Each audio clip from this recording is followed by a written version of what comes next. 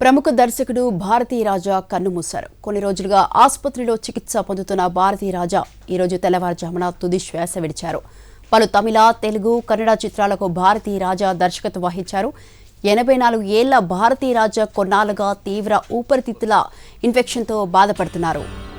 వెండి తెరపై విప్లవం సృష్టించిన దర్శక శిఖరం భారతీ రాజా 1941 జూలై 17న జన్మించారు. 1970లో తమిళంలో విడుదలైన 16వ వైతీ నిలే చిత్రంతో దర్శకుడిగా పరిచయమైన భారతీ రాజా తమిళ సినిమాకు ఒక కొత్త వ్యాకరణాన్ని లిఖించారు.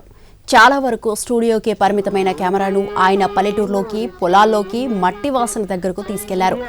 పల్లె జీవన శైలిని, సహజమైన భావోద్వేగాలను అద్భుతంగా చూపిస్తూ ప్రేక్షకులను ఆకట్టుకున్నారు. సిగప్పు రోజక్కల్, అలైగల్ ఓయివత్లై, మదల్ మర్యాది వంటి చిత్రాలు భారతీ రాజా సృజనాత్మకతకు ముచ్చుతునకలు. The train going east, red roses, the waves to not fade, first honour మరియు కరుతమ్మ వంటి ఆయన దర్శకత్వం వహించిన చిత్రాలన్నీ తమిళ చిత్రసీమలో మైలురాళ్లుగా నిలిచాయి. ఆయన గాత్రంలోని మై స్వీట్ తమిళ పీపుల్ గీతాన్ని అభిమానులు ఎంతగానో ఆదరించారు. ఎందరో ప్రముఖ నటీనటులను పరిచయం చేసిన విశ్వవిద్యాలయం ఆయన. భాగ్యరాజ్, మణివన్నన్, మనోబాల వంటి తమిళ సినిమాల్లోనూ ఎంతో మంది ప్రసిద్ధ నటులు భారతీ రాజా వర్క్షాప్ నుంచి వచ్చారు.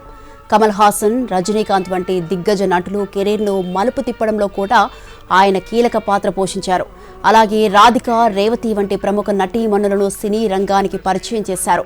తన కెరీర్లో 6 జాతీయ అవార్డులు అందుకున్నారు. తమిళ ఫిలిం ఇండస్ట్రీలో లెజెండరీ డైరెక్టర్గా ముద్ర వేసుకున్న భారతీ రాజా తెలుగులోనూ అద్భుత చిత్రాలకు దర్శకత్వం వహించారు.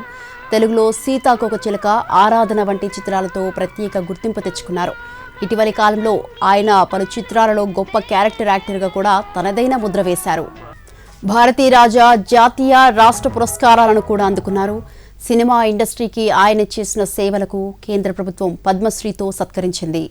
ప్రముఖ దర్శకుడు భారతీ రాజా కన్నుమూశారు. కొన్ని రోజులుగా ఆసుపత్రిలో చికిత్స పొందుతున్న భారతీ రాజా ఈరోజు తెల్లవారుజామున తుది శ్వాస విడిచారు.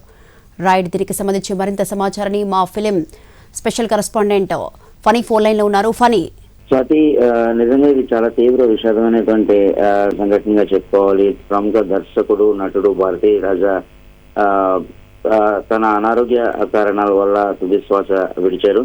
85 సంవత్సరాల వయసులోని ఉన్న ఆయన శ్వాసకోశ సంబంధిత అనారోగ్యంతో బాధపడుతూ ఉన్నారు. గత డిసెంబర్లోనే ఆయన హాస్పిటల్లో జాయిన్ అయ్యి అవ్వడము, అలాగే అక్కడ చికిత్స పొంది తిరిగి ఇంటికి రావడం కూడా జరిగింది. అయితే నిజానికి తన కుమారుడు అనేటువంటి మనోజ్ భారతీ రాజా గుండెపోటుతో 2024లో చనిపోయిన దగ్గర నుంచి కూడా ఆయన తీవ్రమైనటువంటి మానసిక వేదనతో అనారోగ్యానికి తరచుగా గురి అవుతూ వస్తూ ఉన్నారు. సో అదే దీంట్లో ఆయన చాలా చిక్కిపోయారని కూడా అక్కడ వ్యక్తులందరూ కూడా మనకి చెప్తా ఉన్నారు.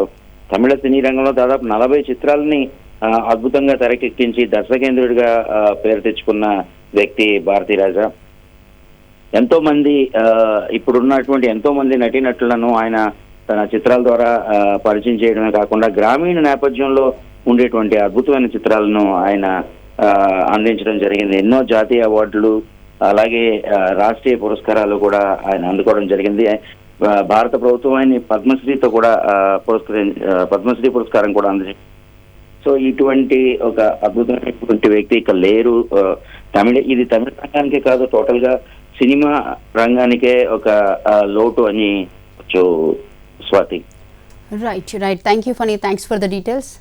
ప్రముఖ దర్శకుడు భారతీ రాజా కన్నుమూశారు. కొన్ని రోజులుగా ఆసుపత్రిలో చికిత్స పొందుతున్న భారతీ రాజా ఈరోజు తెల్లవారుజామున తుది శ్వాస విడిచారు. పలు తమిళ, తెలుగు, కన్నడ చిత్రాలకు భారతీ రాజా దర్శకత్వం వహించారు. 84 ఏళ్ల భారతీ రాజా కొన్నాళ్లుగా తీవ్ర ఊపిరితిత్తుల ఇన్ఫెక్షన్తో బాధపడ్డారు.